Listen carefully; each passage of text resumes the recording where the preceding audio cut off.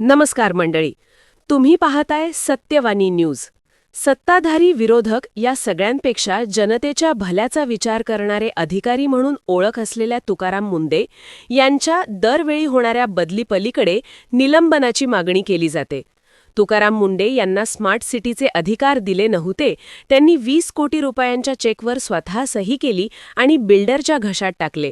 त्यावेळी महापौर असलेले संदीप जोशी आणि भाजपा गटनेते संदीप जाधव यांनी बँकेच्या पुराव्यासहित सदर पोलीस स्टेशनमध्ये गुन्हा दाखल केला होता.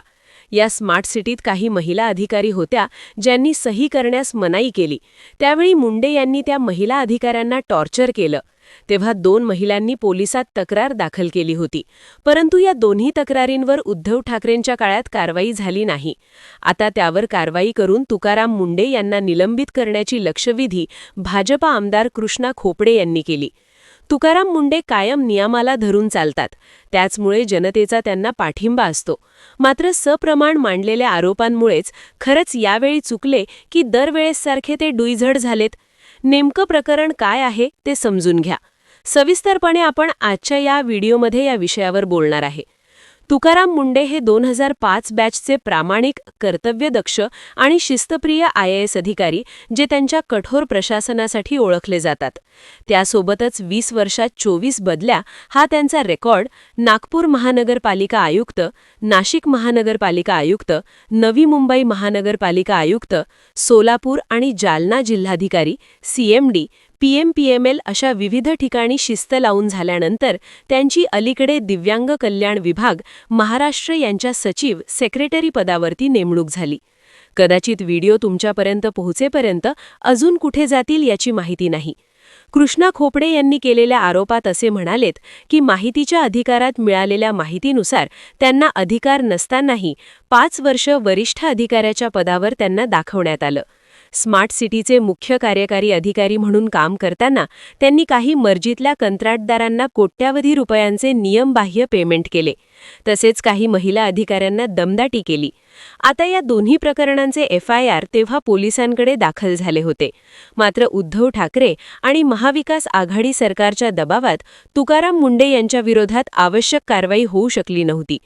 फडणवीस यांनी ती करावी आणि त्यांना निलंबित करावं. आता प्रश्न म्हणजे, राज्य सरकार IAS अधिकाऱ्याला निलंबित करू शकतं का? तर हो, राज्य सरकार IAS अधिकाऱ्याला निलंबित करू शकतं. आणि यासाठी एक प्रक्रिया सुद्धा असते, ज्यामध्ये गैरवर्तन, गंभीर आरोप असल्यावरती चौकशी होते.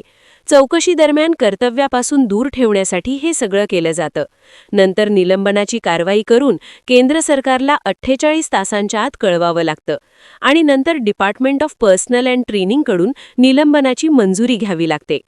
कृष्णा खोपडे यांचा दुसरा आरोप म्हणजे त्यांना येणारे धमकीचे खून. तुकाराम मुंढे हे राजकारणी नाहीत, त्यामुळे त्यांच्या बाजूने पाठराखण करणारे कार्यकर्ते नाहीत, तर त्यांचं पाठराखण जनता करते. ते जनतेचे एवढ्या जवळ कसे काय याचे किस्से 2009 मध्ये नागपूर जिल्हा परिषदेचे CEO असताना त्यांनी एक तक्रार केली. आमच्या दवाखान्यात वैद्यकीय अधिकारी येत नसल्याची. त्यानंतर सामान्य व्यक्तीने केलेल्या या तक्रारीची गांभीर्याने दखल घेत त्यांनी अचानक दवाखाना गाठला.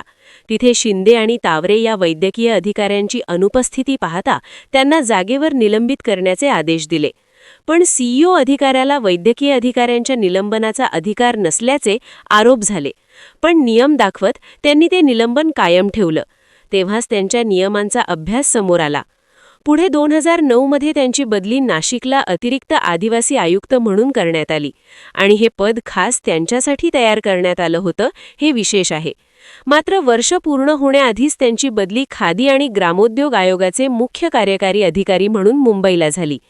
तिथेही त्यांनी नियमांचा आणि कायद्याचा बडगा उचलल्यामुळे त्यांना जालना जिल्हाधिकारी म्हणून नियुक्त केलं गेलं. जालन्यात पाण्याचा प्रचंड प्रश्न होता, ज्यासाठी जायकवाडीवरून पाणी आणण्याचं काम 6 वर्षांपासून रखडलेलं होतं. तेच काम मुंढे यांनी केवळ 3 महिन्यात पूर्ण केलं. पालकमंत्री राजेश टोपे यांच्यासोबत विसंवाद झाल्यानंतर त्यांना सोलापूरचे जिल्हाधिकारी म्हणून पाठवलं. काम करताना जलयुक्त शिवार योजनेत त्यांनी 282 लोकसहभाग वाढवून टँकरवर अवलंबून असलेल्या सोलापुरात टँकरची गरज 30 ते 40% कमी केली आणि त्यांच्या या कामगिरीसाठी त्यांना सर्वोत्कृष्ट जिल्हाधिकारी म्हणून गौरवण्यात आलं.